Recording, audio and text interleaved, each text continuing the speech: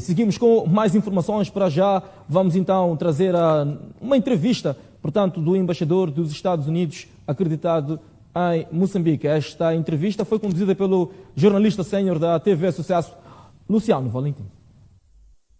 Ora viva, bem-vindos ao Grande Entrevista. Hoje recebemos Peter Vroomen, o embaixador dos Estados Unidos em Moçambique. Peter Vroomen é um diplomata desde 1991 e, antes de chegar a Moçambique, esteve em Ruanda de 2018 até 2022. Queremos hoje conversar sobre a saúde. Vamos olhar também para a questão dos conflitos que acontecem não só ao nível do país, mas também ao nível de alguns pontos do mundo. Mas vamos olhar também para a questão das eleições, que é um assunto da atualidade, é um assunto que está a mexer com todas as camadas sociais ao nível do país. Embaixador, é um prazer tê-lo nesta grande entrevista.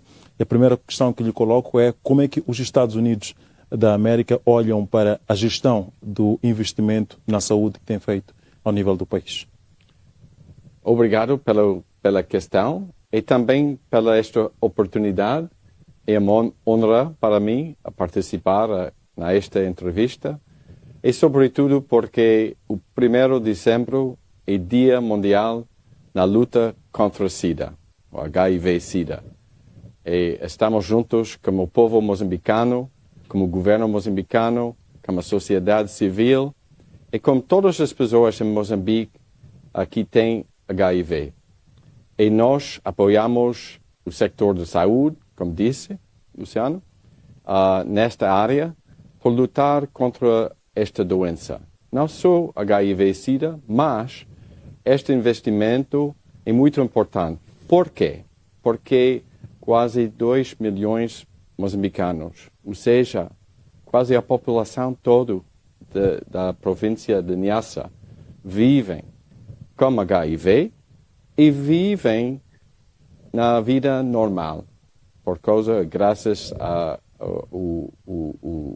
tratamento fornecido pelo PEPFAR, que é nosso programa, com a parceria do governo e do Fundo Global.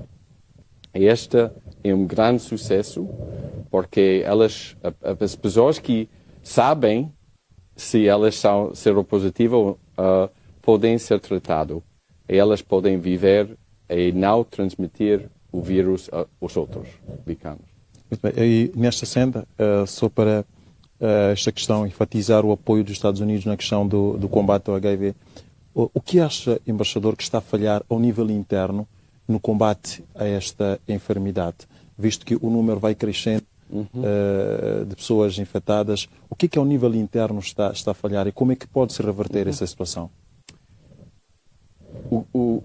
Uma coisa chave é prevenção. Porque eu penso que não sei se é um provérbio moçambicano ou africano, mas se o torneiro do vírus continua, vai continuar a chorar.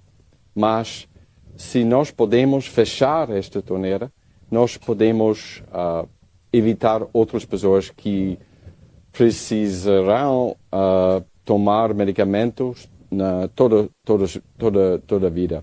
Por isso, prevenção é chave. Muito bem. Ilustre embaixador, vamos agora virar a página olhando para os conflitos ao nível do mundo. Queremos centrar-nos, por enquanto, ao conflito entre a Rússia e a Ucrânia. E os Estados Unidos têm dado apoio a Kiev. Gostávamos de ter a abordagem do embaixador relativamente ao que está a falhar para que não haja o cessar-fogo de forma imediata no conflito entre a Rússia e a Ucrânia. A realidade, o fevereiro do ano passado, foi uma invasão das forças da Rússia, um ataque da Rússia contra a Ucrânia. Portanto, não é um conflito entre os dois países, é uma invasão da Rússia à Ucrânia. Dentro de um país independente, soberano, que foi atacado pelas forças russas. E por isso, retirar as forças russas pode ser uma coisa por encorajar o diálogo e uma cessar-fogo. Mas antes, se os ucranianos participe no cessar de fogo, elas vão desaparecer como país. Não pode ser. E o que é que está a falhar, tendo em conta que os Estados Unidos têm apoiado, de certa forma, a Ucrânia a reagir a essa invasão, como caracteriza o embaixador, pela Rússia? O que é que eventualmente está a falhar para que não haja um cessar-fogo? Eu penso que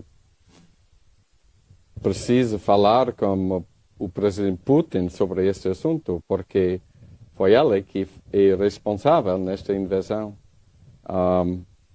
Eu penso, por exemplo, Moçambique tem uma prioridade e faz uma conferência outro dia sobre a paz em Moçambique. Eu mesmo aprendi do ex-presidente Chissano que moçambicanos sabem engolir sapos. Né? Sapos. Eu não sabia que é sapos. É difícil fazer isso. Mas antes de fazer isso, é importante que o nível global, que este tipo de desafio pode começar.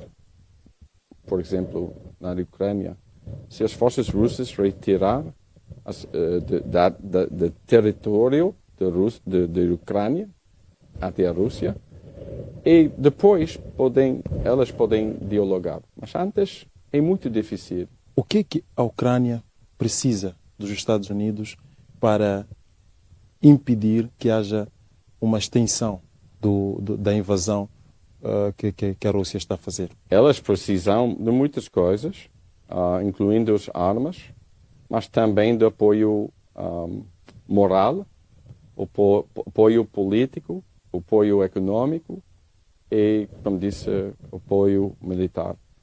Porque o mesmo capital, não só as áreas à fronteira da Rússia, mas o capital mesmo da Ucrânia foi atacado desde o início deste conflito. Por isso, elas precisam de muitas coisas e, felizmente, no mundo, a Ucrânia tem muitos amigos e elas vão apoiar e ajudar o país a ficar soberano no seu país. Bem, e ainda nesta senda de conflitos, olhamos também para o conflito entre Israel e o Hamas. E temos notado de forma aberta os Estados Unidos manifestam apoio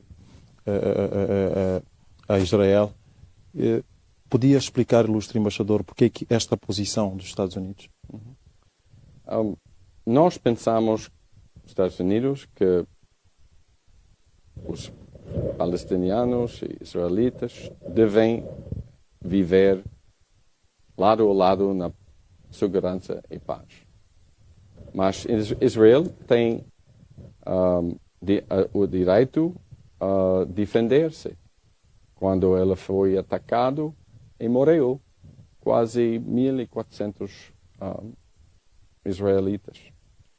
Mas agora também as civis, a população civil palestiniana deve também ser protegida e felizmente agora tem uma pausa neste conflito e o papel dos diplomatas americanos de Qatar e Egito trabalharão juntos por lutar pela esta pausa e também uma volta de reféns de muitos países nas suas casas.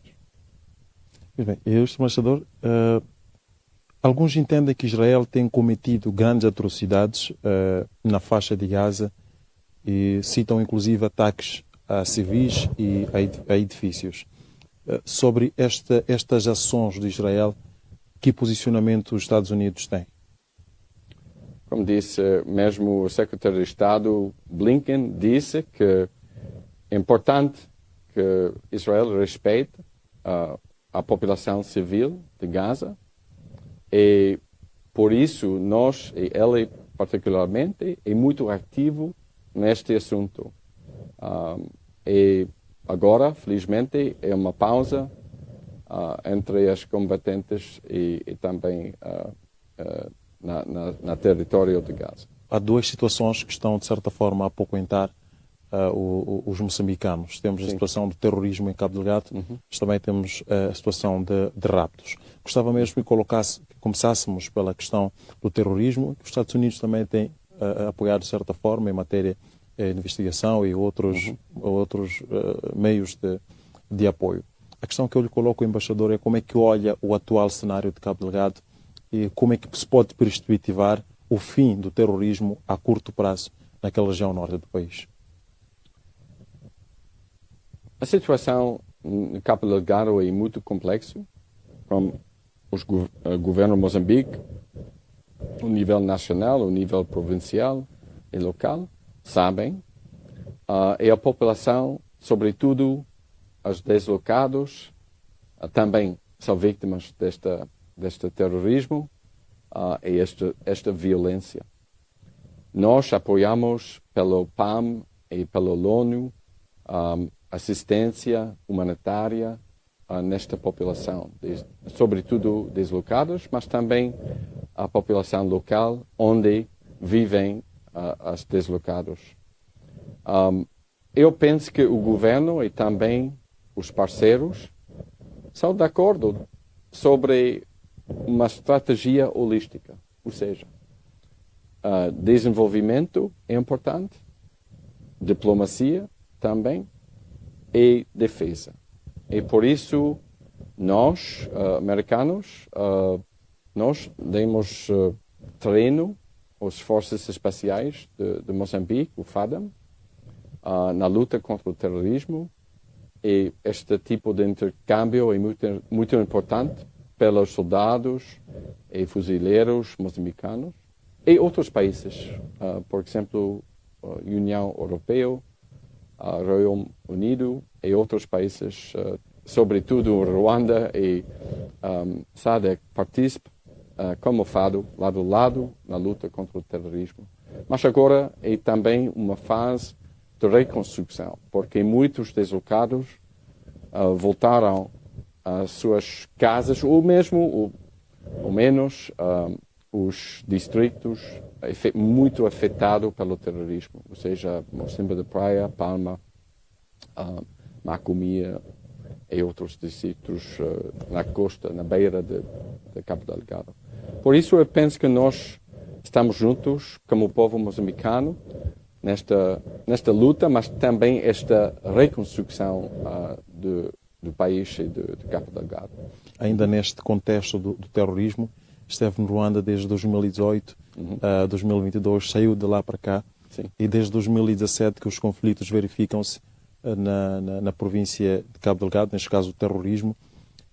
O Ruanda tornou-se num parceiro, digamos, relativamente forte no combate ao terrorismo, enviando as suas forças, antes mesmo das forças da SADC. A questão que eu lhe coloco, ilustre embaixador, é, neste período em que esteve, tanto em Ruanda, esses argumentos que vêm de que Ruanda quer tentar controlar, de certa forma, o território de Cabo Delgado, é uma questão que pode ser compreensível? Em que aspectos? Qual é a abordagem que o embaixador faz? Este é um investimento humano de um país africano num outro país. E os países de SADC fazem o mesmo. Ajuda no outro país. Este é um exemplo de uma solução africana num problema. E podemos dizer que este programa dos terroristas é global. Mas quando o efeito do terrorismo no Cabo Delgado foi um grande risco, não só em Moçambique, mas os vizinhos, na Tanzânia, a Malawi e até o Centro da África, onde é Ruanda, e mais ao sul, na África do Sul. E por isso eu penso que todos os países percebeu uma ameaça deste terrorismo, e investimento ao lado do FADA foi importante. por combater os terroristas e também libertar espaço pela reconstrução. Quem são os atores de reconstrução? O governo de Moçambique, também o Banco Mundial, outros parceiros, a União Europeia, o SED, a PNUD, outros países, o nível bilateral. E esta é complexo, mas holística. E eu penso que eu estou optimista, que juntos, os parceiros, o governo e a sociedade poder reconstruir a sua vida. Pode-se considerar ameaça à soberania quando as forças nacionais chegam em algum momento a ser chefiadas por forças estrangeiras? Não, porque eu penso que foi um pedido de Moçambique da ajuda dos parceiros na região da SADC e também uma parceria de Ruanda. Ruanda também testemunhou a este acordo de paz entre Renamo e Frelimo antes. E este é um novo desafio e também uma ameaça ao continente. Por isso, penso que quando este convite de Moçambique não é uma ameaça contra a soberania de Moçambique. Bem, só para terminarmos este capítulo de Cabo Delgado, gostava de que tivéssemos uma avaliação do embaixador relativamente ao que de facto Moçambique necessita neste momento. De que tipo de apoio? Há necessidades dos Estados Unidos, digamos, fazer uma intervenção do ponto de vista de apoio militar, como o faz na Ucrânia, ou ainda não há necessidades de fornecimento de armamento ao país? Neste momento, esta é uma avaliação a fazer o direito o governo, mas nós tivemos encontros e discussões. O nosso comandante de Africam visitou Moçambique em agosto e Sua Excelência Presidente Nyusi visitou também Washington e encontrou-se com o nosso secretário de Defesa, Austin, por explicar mais sobre que precisa Moçambique, o nível militar, mas também o nível de apoio em geral. E vou dar exemplo que o secretário de Defesa americano disse que nós temos muita importância no alinhamento, defesa, diplomacia e também desenvolvimento. E Moçambique foi selecionado como um país parceiro numa estratégia de promover estabilidade e paz.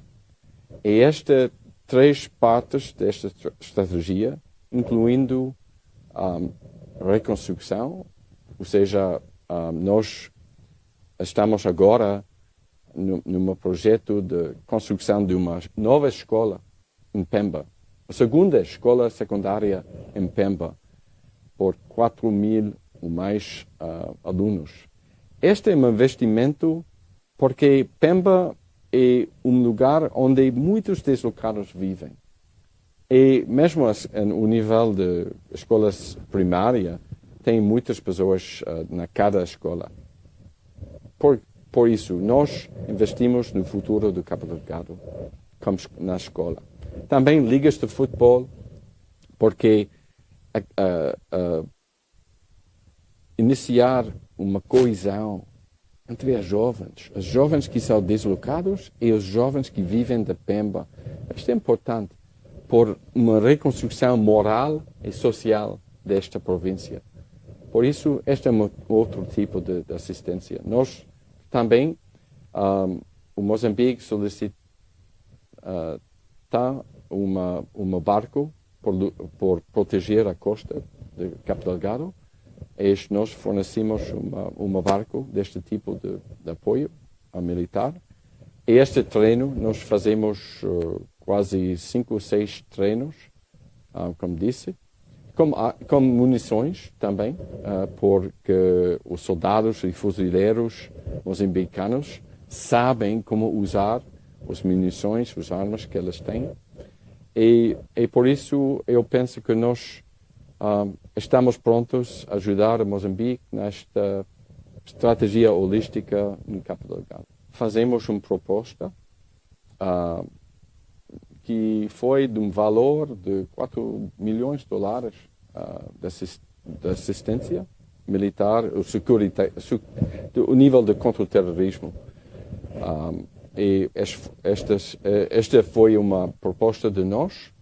E nós, até agora, não temos uma resposta específica sobre esta ideia, mas nós ficamos prontos a colaborar e discutir como governo sobre o que elas precisam. Muito bem. Vamos agora à questão das eleições que aconteceram recentemente. Depois da validação dos resultados, gostávamos de ter a abordagem do embaixador Vroman. Tivemos o anúncio do Conselho Constitucional e, antes mesmo disso, depois do anúncio da Comissão Nacional de Eleições, já começaram as marchas na cidade de Maputo, a reclamação àqueles resultados que terão sido publicados. Depois tivemos a continuação dessas mesmas marchas, empilhadas de outras contestações apresentadas pelos partidos políticos, concretamente a Renamo e o MDM, contestando também a questão dos resultados. Estados Unidos é um exemplo, digamos, de democracia a certo nível, e a questão que lhe coloco é: entende que estas contestações e os resultados que foram anunciados de facto refletem o bem-estar da democracia no nosso país? Esteve lá no 11 de outubro, aqui em Maputo, como observador oficial, e eu vi as pessoas, os cidadãos moçambicanos que participaram e mesmo com muita paciência por votar. E outros na sociedade civil, observadores, membros dos partidos, mencionou, nesta prática de democracia em Moçambique. Eu vou dizer que eu não sou, era embaixador no Ruanda, mas muitos outros países. Israel, Iraque, Índia, Djibouti, Somália, Etiópia, Líbano, e eu muitas vezes como observador das eleições. E na cada democracia, onde existe democracia, há desafios. Mesmo na América. Diz que nós estamos numa democracia, sim, mas temos os desafios também. E cada cidadão, cada membro da sociedade civil, cada governo precisa fazer do trabalho da democracia. Cada dia, cada ano e cada eleição. Por isso,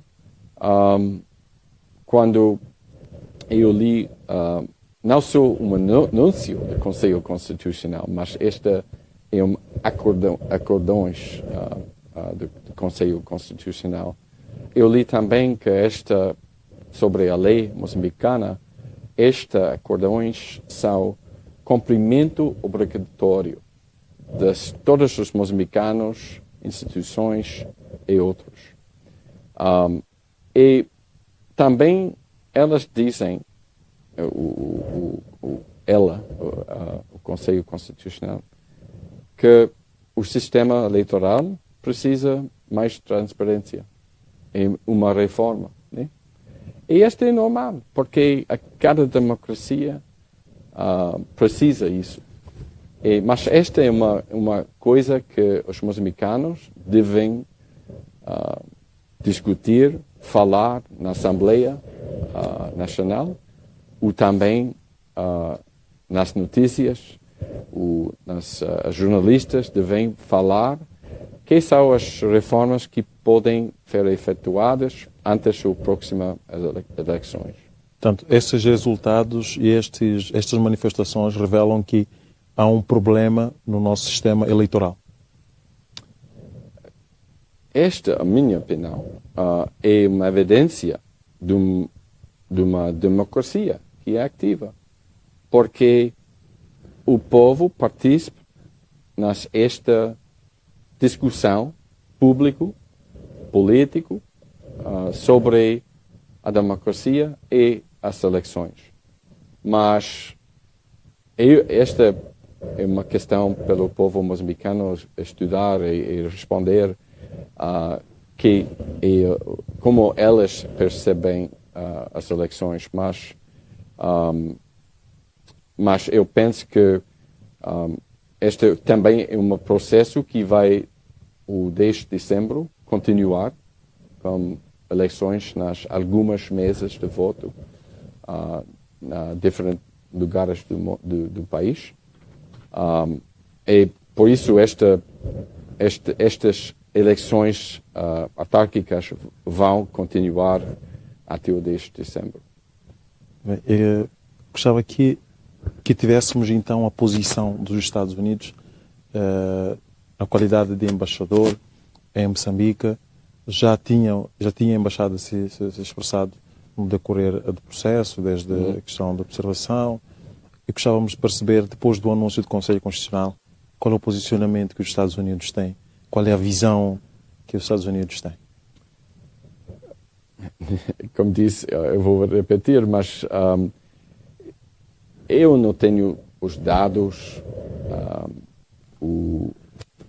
específicos sobre uma autárquica ou cidade ou outra. Este foi o trabalho do Conselho Constitucional e antes outras instituições moçambicanas. Mas cada vez, depois e antes, mesmo antes, o 11 de outubro, eu disse é importante que as eleições sejam transparentes, livres e justas. Esta é marcado também nas painéis de CNE. E eu penso que esta é uma coisa, a minha lema é mais transparência sem violência, porque o país precisa de paz e o país precisa de transparência, como disse o Conselho Constitucional, e eu penso que vai ser passos dentro da sociedade moçambicana a fazer por melhorar a transparência deste processo. E nós também, e como disse no início, este processo de democracia é um trabalho árduo. Cada democracia, mesmo uma democracia como nós, que data de 1766, tivemos muitos desafios. Inclusão das mulheres, inclusão das afro-americanas. Esta foi uma luta que não acabou e continua. E por isso eu sou optimista em geral como diplomata. Eu penso que os moçambicanos têm uma esperança pela democracia e uma participação nesta batalha pacífica pelo avanço dos passos democráticos, pela transparência na sua democracia. Ilustre embaixador, como considerações finais, gostava também que incluísse na sua abordagem a questão do Millennium Challenge. Gostávamos de ter uma abordagem sobre a gestão deste valor que vem do Millennium Challenge e, por fim, as considerações finais. Sim, este segundo compacto, porque nós tivemos um compacto primeiro na província de Nampula, antes, desde os 15 anos, foi um investimento nas fornecimento de águas e também drenagem em algumas cidades de Moçambique, no norte do país. Este segundo compacto tem um foco na província da Zambésia, que é mais pobre e que tem o mais grande nível de população. E nosso investimento, grande parte, vai na construção de um novo ponte no Rio Lecungo, perto de Macuba. Né? E este é um lugar eu visitei Macuba, e este, como eu disse, é o lugar onde os moçambicanos se abraçam e as estradas cruzarem. E por dizer que este é uma ponto foco do projeto, porque este é um laço entre o norte do país e o sul. E este ponte vai ser uma contribuição de nós, americanos, no futuro do país. Porque se o país, Moçambique, não pode ir, o moçambicano não pode ir de Zambésia até Cabo Delgado, ou de Cabo Delgado até Maputo, união de Moçambique é muito difícil. Por isso, mas a questão sobre transparência é muito importante. E nosso investimento não vai no governo, pelo governo de estado, de nacional ou provincial, nem do distrito, mas pelo sistema diretamente aos fornecedores dos serviços, ou seja, construção, estradas, pontes, e também nós vamos investir também o programa no ambiente, porque Zambésia é uma província rica na pesca, e os pescadores fazem uma contribuição na economia da Zambésia, mas eles enfrentam um problema climático. As mangueiras são vulneráveis e as ciclones fazem os riscos o povo e a economia de Zambésia. Por isso, nós vamos trabalhar com Pro Azul e Biofund para promover a proteção deste ambiente no sul de Zambésia, sobretudo. E esta vai ajudar a melhorar as possibilidades econômicas da população de Zambésia no futuro. Mas nós estamos conscientes da importância de transparência em cada momento deste projeto. E nós temos exemplos e também fazemos, depois de 20 anos, projetos de MCC em muitos países, incluindo aqui em Moçambique, Nampula. Bem, muito obrigado, embaixador, por esta entrevista, por ter-nos cedido o seu tempo para juntos conversarmos sobre a dinâmica não só do país, mas também ao nível do mundo, olhando para as questões de conflito concretamente. Muito obrigado a si também, caro telespectador, por ter estado connosco neste período de sensivelmente 1 hora. Sou Luciano Valentim, foi um prazer enorme trabalhar para si. Boa tarde e adeus. Muito bem, para trás fica o espaço desta grande entrevista levada a cabo pelo jornalista Luciano Valentim ao embaixador dos Estados Unidos, Peter Vrooman, um espaço onde podemos então perceber o papel dos Estados Unidos em Moçambique, mas também um pouco por toda a região. E é com esta entrevista